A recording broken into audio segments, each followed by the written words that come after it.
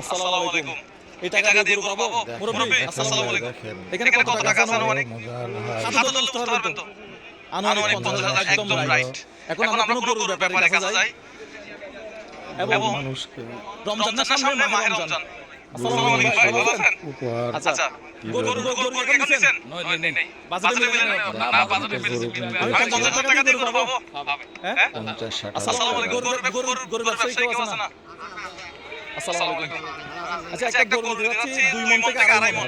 2 মণ থেকে 2.5 মণ গরু নিতে গেলে আমার বাজেট কত লাগবে আনুমানিক? এটা পকেটে রাখি, পকেটে রাখি।